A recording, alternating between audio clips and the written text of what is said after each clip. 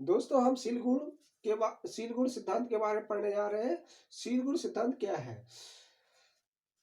Seal गुण सिद्धांत को सबसे पहले आलपोर्ट और कैटल ने ले आया है। शुरुआत तो आलपोर्ट ने की थी, उसके बाद कैटल ने बताया है। क्या होता है दोस्तों, कैसी भी परिस्थिति आ जाए, अगर किसी व्यक्ति में ईमानदारी का गुण है तो वो उसका सील गुण कहलाता है। ईमानदारी क्या हुआ? उसका सील गुण। लेकिन ऐसी स्थिति जब वो विपरीत स्थिति में व्यक्ति उस ईमानदारी को नहीं निभा पाता, और तो वो सील गुण नहीं होगा, वो आदत होगी। जैसे कोई व्यक्ति हमेशा सत्य बोलता है तो उसका सील गुण क्या हुआ? आदत। और कोई व्यक्ति कभी झूठ बोलता है, कभी सत्य बोलता है, तो वो क्या हो गई? उसकी आदत हो गई। जिस प्रकार एक मकान की संरचना होती है छोटी छोटी ईंटों से, वैसे ही सील गुण हमारे व्यक्तित्व को निखारता है। सील गुण ये कहना चाहिए कि बहुत सारी चीजों से बना हुआ है। जैसे जी.डब्ल्यू. आलपोर्ट ने सील गुणों में 17,953 शब्द बताए। वो शब्द कैसे थे दोस्तों? प्रशंसा, दुख, हंसी, ईमानदार, अहिंसा, ये क्या है? सील गुण के शब्द हैं। और इसके कितने भाग किया उन्होंने? 4500 भाग किया। इसके कितने भाग किया दोस्तों उन्होंने? 4500 भाग किया आलपोर्ट जी ने। फिर उसके बाद आर बी कैटल ने इनके सील गुण को बढ़ाया और इन्होंने 16 सील गुण मुख्यतः बताए। आलपोर्ट ने जो सील गुण बताए उसके दो भाग किया उन्होंने। पहला सामान्य सील गुण, दूसरा व्यक्तिगत सील गुण। सामान्य सील गुण ऐसे सील गुण होते हैं जो हर व्यक्ति में पाए जाते हैं, जैसे कि प्रसन्नता, सम्मान, सहयोग, ये सभी प्रकार के व्यक्ति में पाए जाते हैं, इसलिए इसको हम बोलेंगे सामान्य सील गुण। और उसके बाद फिर व्यक्तिगत सील गुण। व्यक्तिगत सील गुण सभी व्यक्ति में नहीं पाया जाता। इसमें किसी व्यक्ति में कोई सील गुण होता है, किसी व्यक्ति में कोई भी सील गुण होता है, मतलब उनकी आपस में तुलना नहीं की जा सकती।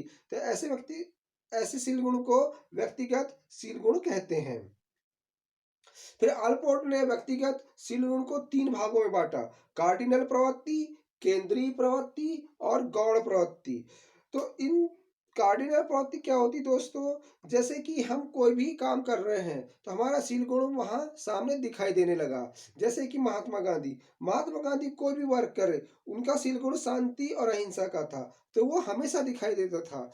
चाहे वो कोई भी काम करे, उनका काम उनका सील गुण शांति और अहिंसा दिखाई देता था। तो ये क्या कहलाएगा? कार्डिनल प्रवृत्ति का सील गुण कहलाएगा। उसके बाद था केंद्रीय प्रवृत्ति का सील गुण। केंद्रीय प्रवृत्ति का सील गुण ऐसा सील गुण होता है जिसमें हम किसी व्यक्ति या महापुरुष की तुलना के अनुसार करते हैं। जैसे कि जैसे भगवान श्री कृष्ण के व्यक्तित्व का प्रभाव हम देखने लगते हैं। जैसे कि भगवान श्री कृष्ण सामाजिकता वाले थे, उदास भी थे, प्रसन्नता वाले भी थे, आत्मविश्वास वाले भी थे। तो जैसे ही भगवान श्री कृष्ण का नाम याद आता है तो उनके सील गुण सामाजिकता, उदासी, प्रसन्नता, आत्मविश्वास, ये सभी हमारे दिमाग में आने लगती है। इस तरह से आलपोर्ट जी ने केंद्रीय प्रवृत्ति के 10 सील गुण बताए। कितने सील गुण बताए दोस्तों?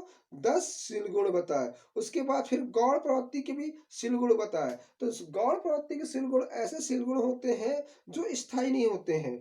वो कभी मतलब स्थायी होते ही नहीं है, उनकी अवधि भी कम समय के लिए होती है। जैसे विशेष प्रकार का पहनावा, विशेष पठानी सूट वगैरह, या शादी में जो विशेष प्रकार का पहनावा दूल्हा पहनता है, वो जो है एक निश्चित अवधि के लिए किया जाता है, और तो इनकी अवधि भी समय भी कम होती है। तो ऐसी सील गुण को गौण प्रवृत्ति के सील गुण कहा जाता है दोस्तों।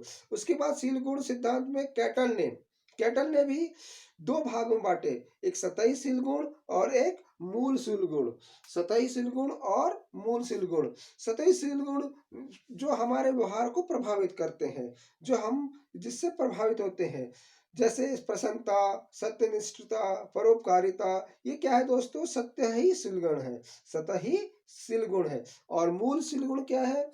मूल सिलगुण जैसे कि किसी विशेष व्यक्ति में रहते हैं, जो छिपे रहते हैं, वो एकदम सामने दिखाई नहीं देते, अप्रत्यक्ष रूप से दिखाई देते हैं, तो वो क्या कहलाते हैं? मूल सिलगुण। जैसे निस्वार्थता, सामुदायिकता, हास्य से हास्य, ये अगर तीनों शुल्क एक साथ मिल जाए तो वो मित्रता की संज्ञा दी जाती है। निस्वार्थता, सामुदायिकता, हास्यता, अगर ये तीनों एक साथ मिल जाए तो उसको मित्रता की संज्ञा दी जाती है। तो इस तरह से केटल ने दो शील गुण बताए, सतही शील गुण और मूल शील गुण। जबकि आपके हैंड ओ GW आलपोर्ट ने बहुत सारे शब्द बताए, 17,953 शब्द बताए और इसके दो 4500 भाग किए। और इन्होंने दो शील गुण बताए, पहला सामान्य शील गुण और दूसरा व्यक्तिगत शील गुण। व्यक्तिगत शील गुण में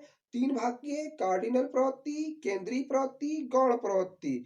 थैंक यू दोस्तों।